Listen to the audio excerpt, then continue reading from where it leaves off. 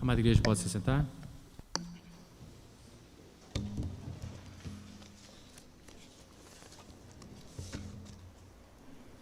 Bom dia, graça e paz, bom ver os irmãos. Quero convidar a igreja para que abra na sua Bíblia no livro de Apocalipse, capítulo 2, do verso 2 ao verso 17. Apocalipse, capítulo 2, do verso 2 ao verso 17. Diz assim o texto: ao anjo da igreja em Pérgamo escreve: essas coisas diz aquele que tem a espada afiada de 2 gumes. Conheço o lugar em que habitas, onde está o trono de Satanás, e que conservas o meu nome, e não negaste a minha fé. Ainda nos dias de Antipas, minha testemunha, meu fiel, o qual foi morto entre vós, onde Satanás habita. Tenho todavia contra ti algumas coisas, pois que tens aí os que sustentam a doutrina de Balaão, o qual ensinava a Balaque a armar ciladas diante dos filhos de Israel, para comerem coisas sacrificadas a ídolos e praticarem a prostituição. Outros sim, também tu tens os que da mesma forma sustentam a doutrina dos nicolaítas. Portanto, arrepende-te, e se não, venho a ti sem demora, e contra eles pelejarei com a espada da minha boca. Quem tem ouvidos, ouça o que o Espírito diz às igrejas. Ao vencedor, dar-lhe-ei do maná escondido, bem como lhe darei uma pedrinha branca, e sobre essa pedrinha é escrito um novo nome, o qual ninguém conhece, exceto aquele que o recebe. Pai querido, obrigado por esse texto que nós lemos. Pedimos que o Senhor fale aos nossos corações agora, em nome de Jesus. Amém. Amados, então, todos conhecem, e têm conhecido ainda mais, a carta, o livro de Apocalipse, enfim, muito em função do que o presbítero Rogério tem trazido à igreja, na escola bíblica dominical. A carta é escrita então quando João estava exilado na ilha de Patmos, e lá então ele escreve às igrejas num contexto prático, imediato, mas também profético, né? As mensagens aqui, elas têm uma aplicação imediata, mas também uma aplicação profética e que serve de forma atemporal a cada um de nós nos dias de hoje. Bom, o fato é que aqui o texto se refere ou cita a igreja de Pérgamo. Pérgamo era uma cidade muito importante, um centro cultural, um centro que rivalizava com Éfeso. Era uma cidade que hoje fica ao noroeste do que é a Turquia, onde está a Turquia. Era uma cidade que possuía uma biblioteca muito grande, rivalizava com a biblioteca de Alexandria. Havia nessa cidade mais de 200 mil livros nessa biblioteca. E é interessante que o rei à época, Hermênides, ele tem uma ideia, ele queria ter em Pérgamo a maior biblioteca do mundo. E ele então contrata, seduz os bibliotecários de Alexandria para que fossem trabalhar em Pérgamo. Bom, ele consegue fazer isso, só que em represária, o rei do Egito à época, Ptolomeu, boicota o envio de de papiro para Pérgamo, porque assim, sem matéria-prima, eles não conseguiriam então fazer crescer a biblioteca de Pérgamo. Bom, aí o que acontece? Eles então criam e formam, e pela tecnologia à época, um novo material que eram os pergaminhos. Então, com couro de boi, de ovelha liso, eles começaram então a produzir outros livros, e os copistas, os bibliotecários se utilizavam dessa nova ferramenta, dessa nova matéria-prima. Bom, Pérgamo era uma cidade, além de muito importante no quesito cultural, era uma cidade também que possuía muitos deuses. Havia ali um panteão, um templo a Zeus, o pai dos deuses. Havia ali um templo dedicado ao deus Esculápio, que é o deus da medicina, numa ideia de que Zeus havia tido uma relação então com o humano, e aí um semideus, um demiurgo surgiria, uma cobra, enfim, vocês sabem bem o símbolo, e ela então seria o deus da medicina. Bom, aqui havia um templo para ele, e havia uma mistura muito grande entre ciência e fé, porque entendia-se que esse deus poderia auxiliar os curandeiros à época a aplicação da medicina e da cura do que aqueles que ali moravam. Bom, havia uma ideia interessante também, construiu-se ali um templo ao imperador.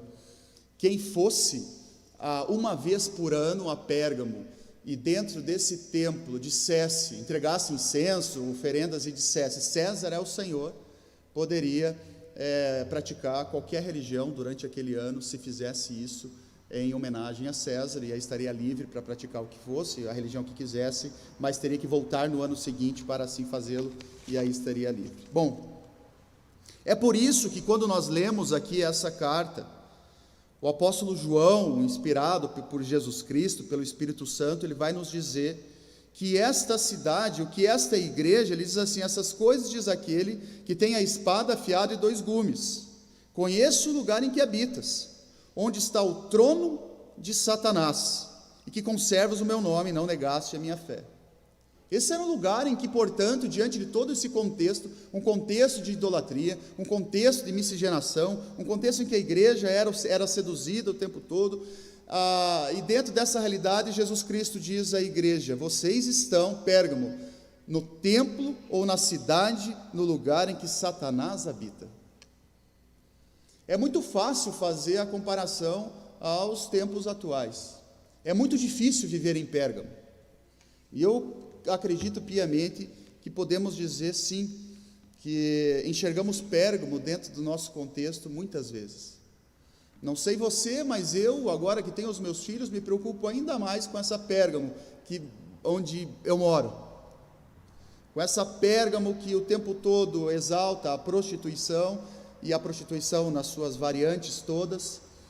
Essa Pérgamo que exalta uma mistura muito grande entre igreja e mundo, e quando eu falo mundo, falo de tudo aquilo que é contrário às Sagradas Escrituras, e essa bagunça ética, moral, em que a igreja se encontra, em que muitas vezes o próprio homem e mulher de Deus negocia os valores para um bem-estar social, para se sentir bem e acolhido socialmente. Bom, essa era Pérgamo, a Pérgamo que nós infelizmente encontramos muito facilmente ao nosso redor.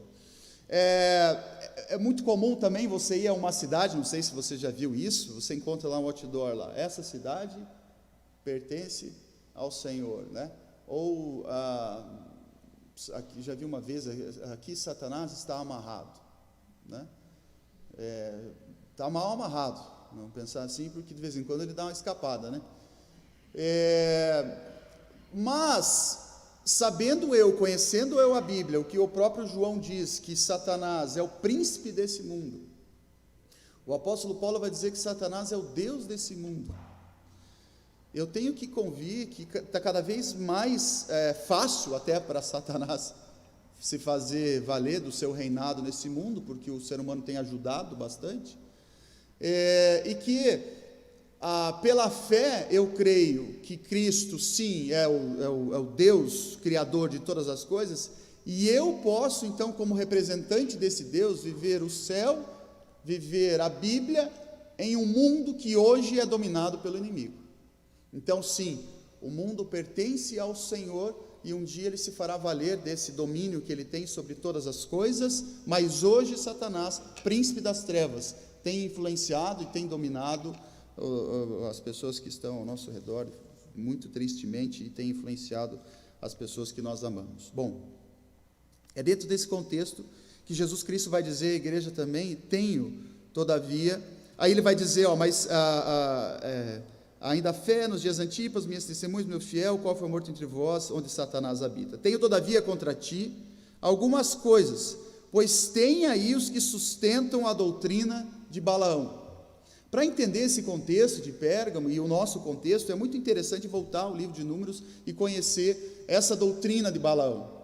Balaque, que era o rei dos Moabitas, estava morrendo de medo da investida do povo de Deus, caminho à terra prometida, onde é hoje a Transjordânia, e onde ficava então o monte de onde Moisés pôde avistar a terra prometida, mas não pôde entrar, e dali então, por ali passaria o povo de Deus, e passaria pelos Moabitas.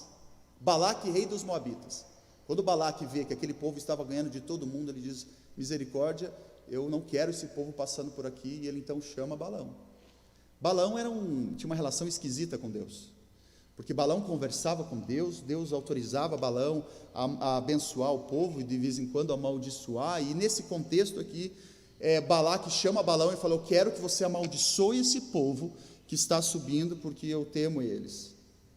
O que Balaão faz? Consulta o Senhor. E quando ele consulta o Senhor diz o quê? Você não vai. Você não pode amaldiçoar aquele que eu já abençoei. E ele vai duas vezes, e Deus até o momento Deus autoriza, então vai com Balaque, pode ir até lá, oferece em sacrifício, mas todas as vezes que Balaão oferece o sacrifício e vai ter uma conversa com o Senhor, Deus diz: não amaldiçoe, abençoe. E chega uma hora que Balaque diz para Balaão: o que você veio fazer aqui? Porque eu te chamei para você amaldiçoar esse povo, e você está abençoando esse povo. Só que o texto é incrível, porque depois de repetidas vezes Balaão tentar amaldiçoar o povo de Deus, para que eles não passassem pelos moabitas, e Deus não deixar, chega um momento que a estratégia muda. Já que não poderíamos amaldiçoar, olha o que diz, abra sua Bíblia lá no livro de Números, por favor.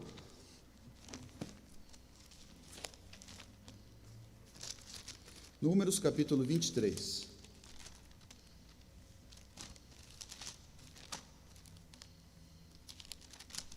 Perdão, 25. Essa história é contada a partir do 23, 24, mas o início do 25, depois da palavra do Senhor e o próprio Deus colocar as palavras na boca de Balaão, e você conhece bem a história de quando a mula fala com Balaão bate 3 vezes na mula, chega uma hora que a mula fala: por que você continua batendo em mim? Será que você não percebeu? Eu sempre te servi, por que eu faria alguma coisa diferente? Bom, o fato é que o capítulo 25 mostra a mudança de estratégia que é descrita no livro de Apocalipse. Capítulo 1. Habitando Israel em Sitim, começou o povo a prostituir-se com as filhas dos moabitas. Sabe o que acontece aqui? Balaão, e o Apocalipse vai confirmar isso, muda a estratégia. Bom, já que eu não posso amaldiçoar, já que aquele que tem o selo do Senhor tem o Espírito Santo, aquele que não pode ser tocado pelo inimigo, já que eu não posso, vamos mudar a estratégia? Vamos fazer as filhas dos filhos de Deus se deitarem com as filhas dos moabitas. Vamos fazer as filhas desses se deitarem com as filhas daquele. E então o povo começa a se misturar. Essa é a estratégia de Satanás. Hoje, nessa Pérgamo que mora onde nós moramos, Satanás não pode lhe roubar a salvação, Satanás não pode tocar em você, se você é alguém que é consagrado ao Senhor, mas ele tem feito, infelizmente, com que muitos dos nossos se deitem com as filhas dos moabitas. Muitos dos nossos se misturem com a adoração dos moabitas. Os moabitas tinham um Deus muito parecido com o Deus Moloque, tanto que, se vocês lembrarem, vocês vêem que o rei dos moabitas, em uma tentativa desesperada também de não perder a guerra, ele oferece o próprio filho ao Deus, naquela imagem que vocês já devem ter visto do Deus Moloque, onde ele tem o ventre aberto, e ali eles colocavam as crianças, e para abafar o choro das crianças tocava-se o tambor.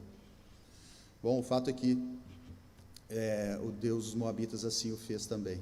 Então a adoração era muito grande, a mistura era muito grande, e por isso que Deus diz que há dentro de vocês aqueles que suportam a doutrina de Balaão. Há dentro de vocês, e ainda ele vai citar ali, capítulo 2, como nós lemos, verso 15 e 16, deixa eu voltar aqui. Tenho todavia contra ti algumas coisas, o qual ensinava Balaque a amar as cidades dos filhos filisteus, para comerem coisas sacrificadas aos ídolos e praticarem prostituição. Outros sim, também tu tens os que da mesma forma sustentam a doutrina dos nicolaítas. Os nicolaítas pregavam uma espécie de gnosticismo. O gnosticismo ele é mais forte, lógico, depois de Cristo, mas naquele tempo também havia a ideia de que a não encarnação, a impossibilidade do que é bom, incorporar a matéria, então espírito e corpo separados, e na ideia, portanto, de que se a matéria é mal, o corpo é mal, façamos o que quisermos com o corpo, porque ele não contaminará o espírito, e assim vivia-se uma prostituição, uma forma depravada muito grande, sem cuidado com o próprio corpo, nessa dissociação entre matéria e corpo. Cristo, para eles, jamais poderia ter encarnado. Bom, alguns suportam essa doutrina. Nesse sentido, Balaão, como uma espécie de feiticeiro, tenta tocar os servos de Deus. Essa semana eu vi uma entrevista bem interessante de um ex-satanista, e ele falava então a respeito de quando ele tentava tocar os servos de Deus. Em resumo, ele dizia assim: olha, era muito interessante porque a gente fazia o sacrifício, fazia tudo o que precisava fazer, mas quando a pessoa era, e ele falava de um pastor em especial que ele tentou investir contra a vida dele, ele falava, não tinha jeito, eu não conseguia.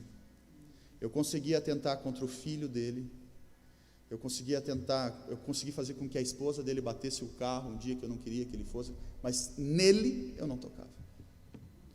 E ele falava sobre isso.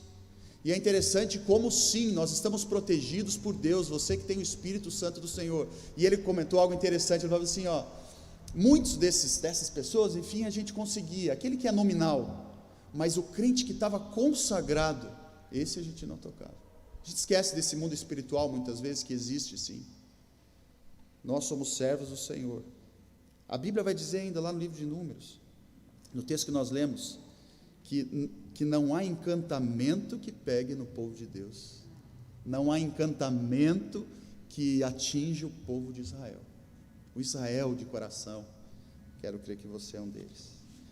Bom, aí vem as promessas todas, que a Bíblia vai nos dizer ali: quem tem ouvidos, ouça o que o Espírito diz às igrejas, ao vencedor dar-lhe-ei do maná escondido, bem como lhe darei a pedrinha branca, e sobre a pedrinha escrito um novo nome. Sabe o que Deus diz? Que aqueles que se manterem fiéis. E como é que faz para se manter fiel? Como é que faz para se manter firme? É só lendo a Bíblia, e aqui eu faço um agradecimento à professora da Escola Bíblica Dominical da minha filha, a Clicema. Ela não está aqui hoje?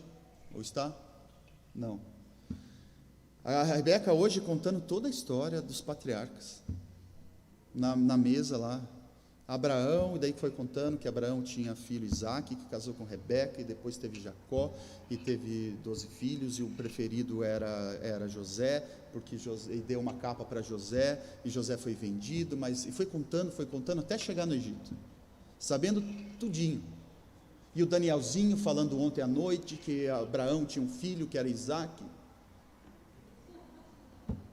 E você sabe, a Clicema é quietinha, a Clicema, se estiver ouvindo a gente, de geração, Amanda falou, de geração em geração, fazendo escola aqui. Meus queridos, é isso, é a palavra de Deus, porque um dia a Rebequinha, quando crescer, e o Daniel, eles vão lembrar do que Deus fez com Abraão, do que Deus fez com José, que Deus ouviu os sonhos, ou ajudou José a interpretar os sonhos, e vai. Isso é Bíblia. Por isso que Spurgeon, um grande pregador, ele diz assim: eu trocaria toda a minha eloquência pelo conhecimento que John Bunyan possuía, que Moody possuía das Sagradas Escrituras. Olha que interessante isso. Moody era ruim de fala, né? Ele dizia que ele tinha fala dura, foi um dos maiores pregadores da história também. Mas ele dizia assim: eu trocaria toda a minha eloquência pela biblicidade, pelo conhecimento bíblico que aquele homem possuía. A Bíblia nos afasta do pecado. A Bíblia nos dá segurança na fé. É assim que nós nos aproximamos, é assim que nós nos consagramos, é assim que Satanás não acerta os seus dardos em nós. É assim que Balaão pode tentar 1000 vezes fazer feitiços contra os filhos de Deus e não conseguirá. É dessa forma. E Deus diz aqui que Ele dá do maná escondido. Sabe o que isso significa? Sustento. Aqueles que se manterem fiéis diante de Pérgamo, e Pérgamo está aí, e essa Pérgamo é essa idolatria, é essa prostituição do mundo que a gente tem até medo às vezes, e então Deus fala: mantenha-se fiel e eu te darei o sustento, eu te darei a salvação. Ele fala da pedrinha branca, e essa pedrinha branca é tão incrível, né? Um nome que te representará. Bom, cuidemos. Nós estamos morando em uma cidade, um país, um mundo em que o trono de Satanás está montado.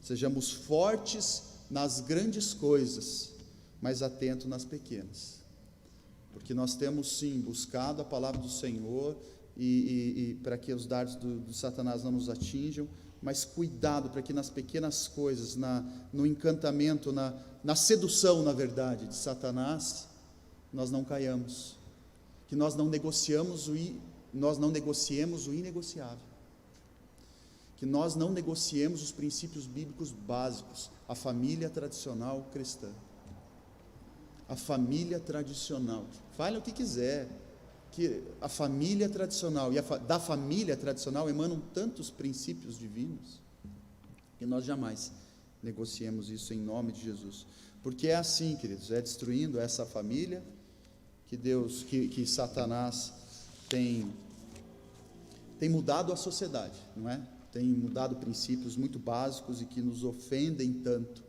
que nós nos mantenhamos fiéis, em nome de Jesus.